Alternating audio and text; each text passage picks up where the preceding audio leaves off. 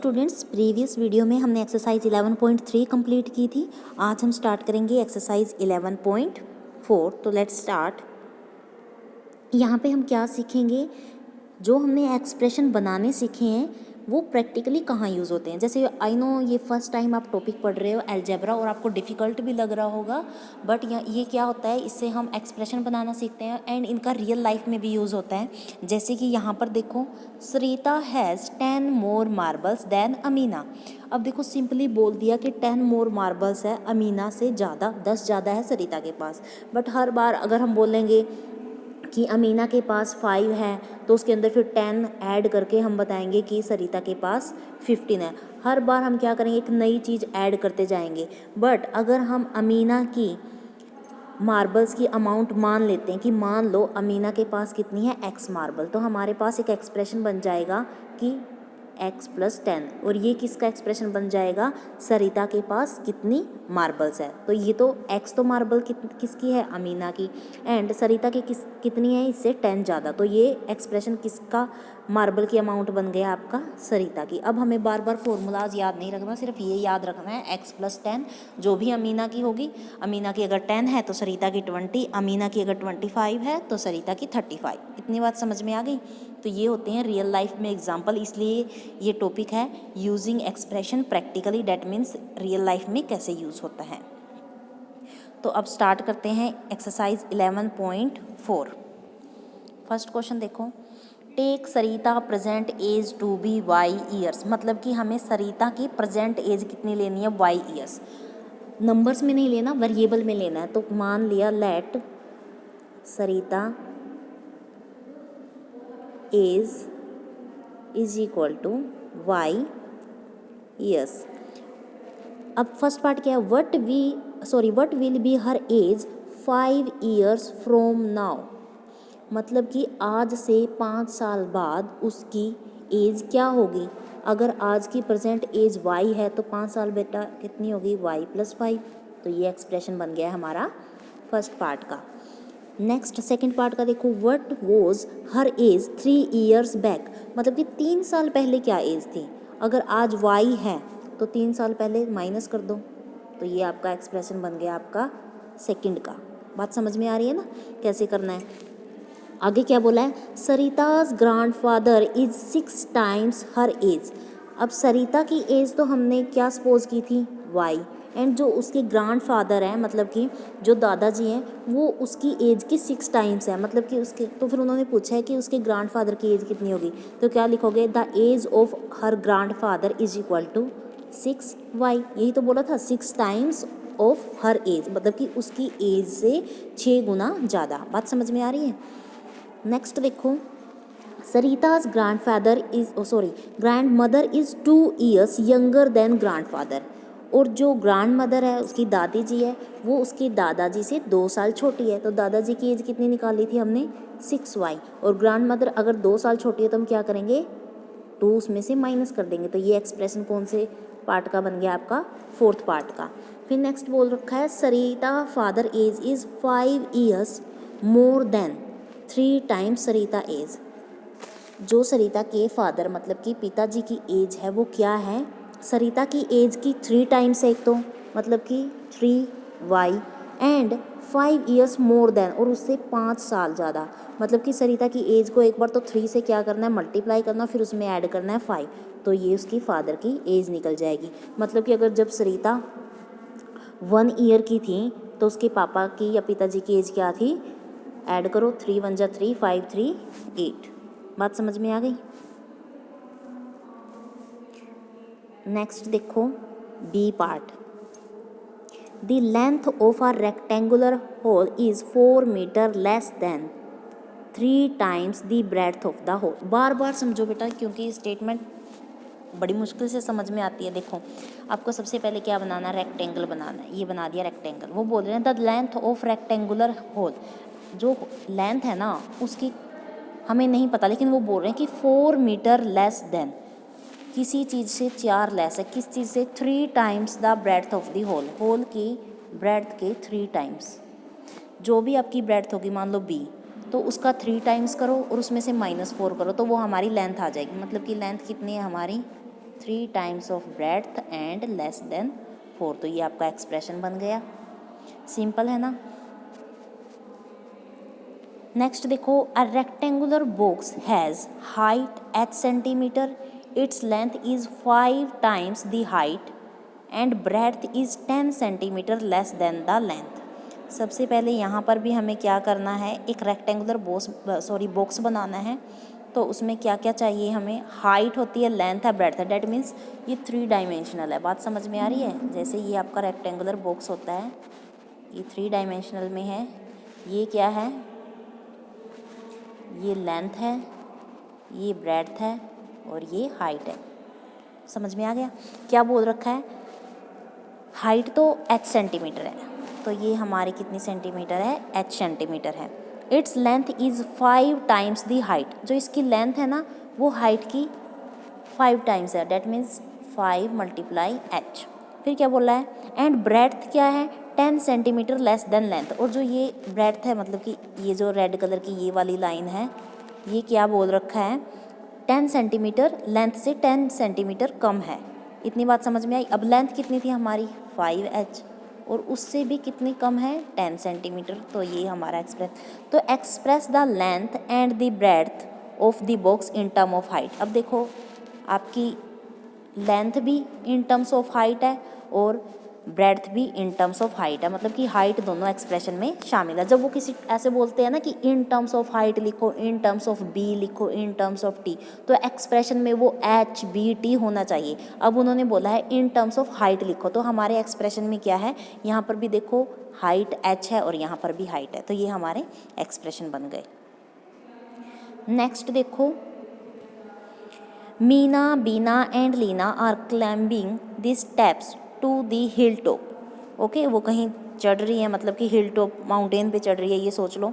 Meena is at step S, तो step है, मान लो ये फर्स्ट सेकंड थर्ड बहुत सारे, हमें नहीं पता कितने स्टेप है, बट वो बोल रहे हैं कि मीना है ना वो एस नंबर वाले स्टेप पे है and Beena is 8 step ahead. मान लो आप मीना यहाँ पर है, यहाँ पर क्या है मीना, और इस स्टेप का नाम क्या है एस, और बीना क्या है 8 स्टेप आगे, इससे 8 स्टेप आगे है, तो बीना क्या हो गया, एस में क्या करो 8 ऐड कर दो। एंड लीना क्या है 7 स्टेप्स बिहाइंड है, और जो लीना है मतलब कि जो आपकी बीना है वो तो इससे आगे चली गई और लीना कहीं पीछे है, तो लीना का क्या करेंगे, 7 स्टेप पीछे है तो 7 माइनस कर दो। What are Beena and Meena, where are Beena, अच्छा वेयर पूछा है कि बीना और मीना कहाँ पर है। The total number of steps to the hill top is 10 less than 4 times. पहले तो आपको ये एक्सप्रेशन याद रखनी है, बीना का और लीना का। इतना समझ में आ गया। बीना लीना का स्टेप याद करने के बाद अब आपको 1 मिनट, फिर क्या क्वेश्चन पूछा है, the total number of step to the hill top is 10 less than 4 times. जहाँ पर भी मीना पहुँची है ना, मीना कहाँ पर थी आपकी, मीना आपकी एस स्टेप के ऊपर है, तो इसी से हमें हिंट दे दी कि टोटल कितनी है। वो बोल रहे हैं टोटल नंबर ऑफ स्टेप्स जो हिल टॉप की है ना वो 10 कम है, बट मीना जहाँ पर भी है उसको 4 टाइम करो। पहले तो मीना का 4 टाइम, मतलब मीना तो एस स्टेप पे थी, उसमें क्या करना है 4 टाइम्स करना है, और उसमें से क्या करना है हमें 10 लेस करना है, तो टोटल नंबर ऑफ हिल कितनी हुई, ये हो गई। तो वो पूछ रहे हैं व्हाट मीना, अच्छा express the total number of, 1 minute में इसको रब कर देती हूँ यहाँ पर। तो अब क्या पूछ रहे हैं, express the total number of steps using S, तो आपको total number of steps using S, तो हमने एस यूज़ तो कर लिया, बात समझ में आ गई। एक तो एक्सप्रेशन ये आ गया, फिर उससे पहले हमें एक और क्वेश्चन पूछा था, वेयर बीना एंड मीना, बीना और मीना कहाँ है। आप एस के प्लेस पे, तो ये आपकी बीना है एंड मीना तो एस स्टेप के ऊपर है ही, आप इसमें से निकाल सकते हो क्यों, बिकॉज ये टोटल स्टेप है, टोटल स्टेप में से आप बीना की एज निकाल सकते हो, total step plus 10 divided by 4, मतलब कि बीना की एज ये है। आप आंसर से मैच कर लेना जो इनके अकॉर्डिंग, क्योंकि आंसर इसमें बहुत सारे आ जाते हैं जैसे इन्होंने क्वेश्चन पूछा है। ई पार्ट देखो, ए बस travel at v kilometre per hour, एक बस है आपके पास, वो अगर 8 o'clock चलती है और 9 o'clock तक चलती है तो वो कितना डिस्टेंस कवर कर लेती है, v किलोमीटर। हमें नहीं पता, क्या पता v का मतलब 10 किलोमीटर है 20, बट जब नहीं पता होता तो हमने सपोज किया हुआ है v kilometre. It is going from Daspur to Bispur, तो मान लो ये दसपुर है आपका कोई विलेज और ये यहाँ पर बिसपुर है कोई आपका विलेज, तो ये यहाँ से लेकर यहाँ तक जाती है। After the bus has travelled 5 hours Bispur is still 20 kilometres away. अब हमें नहीं पता ये डिस्टेंस भी टोटल कितने किलोमीटर का है, बट वो दिसपुर से चली ना, तो उसने कितना ट्रैवल किया, 5 आवर्स ट्रैवल किया। मान लो कि यहाँ तक ट्रैवल किया, बात समझ में आ गई। यहाँ पर वो स्टॉप हो गई और फिर पता चला कि अभी भी बिसपुर कितनी दूर है, 20 किलोमीटर दूर है। तो what is the distance from Daspur to Bispur, total distance पता है, ये तो पता ही नहीं, लेकिन हमें ये पता है कि 1 आवर में वो 20 किलोमीटर डिस्टेंस कवर करती है। तो ये तो यहाँ से दिसपुर से लेकर यहाँ तक वो 5 आवर्स चली, डैट मीन्स उसने डिस्टेंस कितना कवर किया, 5v। 1 में 1v, 2 आवर्स में 2v, 3 आवर्स में 3v, 4 आवर्स में 4v, और ऐसे ही 5 आवर्स में वो 5v डिस्टेंस कवर करती है। और जैसे ही जब वो उन्होंने यहाँ पे स्टॉपेज किया तो पता चला कि ये अभी भी 20 किलोमीटर दूर है। तो कितना डिस्टेंस हुआ हमारा, 5v किलोमीटर, तो ये वाला डिस्टेंस 20, ये तो दोनों को ऐड कर दो, 5v + 20, ये आपका आ गया total distance between Dispur to Bispur. साथ में लास्ट में लाइन देखो, एक्सप्रेस इट यूजिंग v, मतलब कि एक्सप्रेशन के अंदर v होना चाहिए, तो ऑलरेडी हमारा एक्सप्रेशन के अंदर v है। नेक्स्ट क्वेश्चन देखो,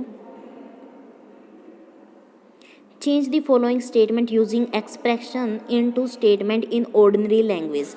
ऑर्डिनरी लैंग्वेज मतलब कि अगर कोई आपके पास, जैसे इन्होंने एग्जाम्पल भी दिया हुआ है, Salim scores r runs in a cricket match, मतलब कि सलीम ने ना 8 रन बनाए हैं और नलीन ने कितने बनाए हैं, r + 15 रन्स। तो ऑर्डिनरी लैंग्वेज में ये तो हमारी मैथमेटिकल लैंग्वेज हुई ना, r + 15, जहाँ पे ऑपरेशन नंबर वेरिएबल आ गई, वो तो हमारा एक्सप्रेशन बन गया। और एक्सप्रेशन किस में बनता है, हमारी मैथमेटिकल लैंग्वेज में। और ऑर्डिनरी लैंग्वेज वो होती है जो हम किसी को बोलकर बताते हैं, जैसे इंग्लिश में तो हम क्या बोलेंगे, Nalin score 15 runs more than Salim. अब r + 15 तो बोलेंगे नहीं, क्योंकि ये तो हम मैथ्स में यूज़ करते हैं ना। किसी को क्या बताएंगे कि जो नलीन ने कितना स्कोर किया है, सलीम से 15 ज़्यादा स्कोर किया है, तो सलीम का r था, तो हमें ये ऑर्डिनरी लैंग्वेज में बोल बोल के बताने हैं। अब देखो, a notebook cost ₹5 and a book cost ₹3p, तो आप ऑर्डिनरी लैंग्वेज में क्या लिखोगे, book cost is 3 times of notebook cost, ऐसे लिखना है आपको ऑर्डिनरी लैंग्वेज में। ये पार्ट बहुत ईजीली आपका हो जाएगा। थर्ड क्वेश्चन देखो, थर्ड में क्या बोल रखा है, given Munnu age to be x years, can you guess what x - 2 में शो। अब मुन्नू की एज तो उन्होंने x ईयर्स दे रखी है, तो x - 2 आप कुछ भी सपोज कर सकते हो। जैसे हिंट में क्या लिखा है, think of Munnu young brother. आप अगर मुन्नू को यंग ब्रदर को नहीं सपोज कर सकते, आप ये सपोज कर सकते हो कि मुन्नू की कोई यंग सिस्टर है या मुन्नू का कोई यंग कज़न है, मतलब कि ये आपको बताना है। एक में हिंट दे दी। अब ये बोल रहे हैं, can you guess what x + 4 में शो। अब मुन्नू से 4 साल बड़ा कोई भी, आप यहाँ भी सपोज कर सकते हो कि Munnu's younger brother is 4 years more than Munnu, या 3x + 7, इतनी एज किसकी हो सकती है, उसके फादर की एज हो सकती है। ये आपको खुद सपोज करना है, जो हम रियल लाइफ में, क्योंकि अगर मुन्नू 1 साल का होगा या 3 ईयर्स का होगा, तो ये एज इतनी ज़्यादा मल्टीप्लाई वाली उसके फादर की ही बन सकती है या मदर की बन सकती है। आपको सिर्फ सपोज करना है। बी पार्ट देखो, given Sara age today to be y years, आज सारा की एज जो प्रेजेंट में है वो y ईयर्स है। ओके, सारा की एज कितनी है, y years. Think of her age in the future और इन द पास्ट, हमें क्या करनी है, सारा की एज फ्यूचर में भी सोच रही है और पास्ट में भी सोच रही है। What will be the following expression indicate. अब y + 7 का मतलब क्या है, फ्यूचर की एज बन गई ना, कोई प्लस होता है तो वो तो 7 साल आगे की बात कर रहा है। y - 3 मतलब कि ये पास्ट की बात हो गई। ये y जहाँ पे भी प्लस हो रहा है वो फ्यूचर की बात होती है। बात समझ में आ गई।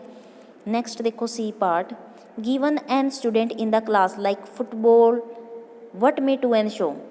अगर टोटल क्लास में स्टूडेंट कितने भी हो, लेकिन वो बोल रहे हैं कि जो एन स्टूडेंट है ना क्लास में वो फुटबॉल लाइक करते हैं, तो what may two n show. Two n क्या पता ये शो करता हो कि जितने भी, मान लो आपके क्लास में, मैं सिर्फ वैसे सिंपली एग्जांपल दे रही हूँ, 40 स्टूडेंट है और हमें पता चल जाए कि 10 स्टूडेंट फुटबॉल को लाइक करते हैं, तो उसके डबल क्या पता 20 बास्केटबॉल को लाइक करते हो, या फिर जो भी 10 स्टूडेंट का हाफ, 5 स्टूडेंट कबड्डी को लाइक करते हो। मतलब कि ये तो हो गया हमारे पास डाटा था, लेकिन ये बोल रहे हैं कि हमें नहीं पता क्लास में कितने स्टूडेंट हैं, बट जो n स्टूडेंट है ना वो फुटबॉल को लाइक करते हैं, तो 2n आप कुछ भी बोल सकते हो। और व्हाट मे n/2 शो, देखो वो बोल रहे हैं कि think of games other than football, आप ये बोल सकते हो कि 2n खो खो को लाइक करते हैं, बास्केटबॉल को, कोई भी गेम, और n/2 मतलब कि दूसरा वाला गेम, आप नाम रख सकते हो कोई भी, ये प्रैक्टिकल ही है। अब आपके आंसर डिफरेंट हो सकते हैं। इतनी बात समझ में आ गई। इसी के साथ आपकी एक्सरसाइज कंप्लीट होती है। Thank you, make a nice day.